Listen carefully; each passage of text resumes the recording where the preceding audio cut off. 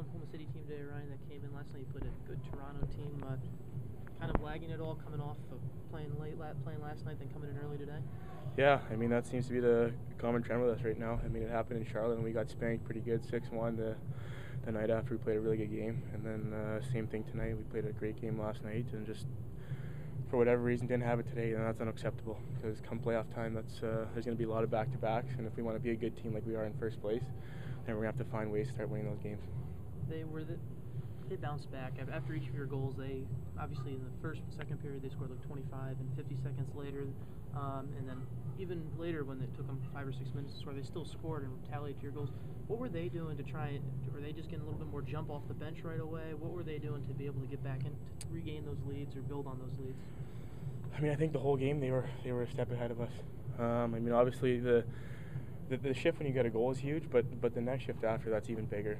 I mean, it's unacceptable to give up a goal right after we get a goal. We get some momentum, and they just come back and score 20 or 30 seconds later. So we got to find a way to tighten up in the defensive zone here. In the next, I think we've got 3 or 4 more games before the All-Star break. We need to tighten up. We need to find a way to get some back-to-backs here, get a little bit of a streak going into the All-Star break, and hopefully we can continue it.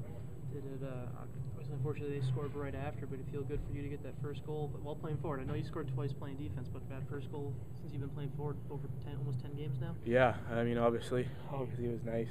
It's been a little bit of a long time coming up front, but you know, I owe a lot to my line mates. Speedy, he's been great with me. He's kind of been with me since I moved up to forward. He's talking to me. He's helped me out a lot. Obviously, Franco, an old guy, he's really good to have on the line, and we're a little bit of a heavier line now, and I think we're going to continue that way, and I think it's big for our team to have a line like that so we can kind of start muscling other teams around a little bit. It seemed like the team tonight, it wasn't almost as much that the Barons were beating you, that you guys were beating yourself with some rough passes and things like that. Can you talk about kind of that aspect of the game? I mean, yeah, I think I'd absolutely 100% agree with that point. We didn't play Texas Stars hockey for 60 minutes. We played it in spurts, and when we played in spurts, we were really good. But when we slapped the puck around and we weren't stopped and starting and we were just circling, that's not Texas Stars hockey, and that's not going to help us out. We're not going to succeed if we keep playing that way. So we need to find a way, as I said before, to put a full 60 together, 65, whatever it takes, and let's get some traction here. What is it about Richard Bachmann's game that he seems to have a lot of success against Texas? Obviously, he played here. Well, yeah. I mean, obviously, I wasn't here last year, but anytime you play against your former team, you're going to be pretty fired up. So, I mean, obviously, he played well.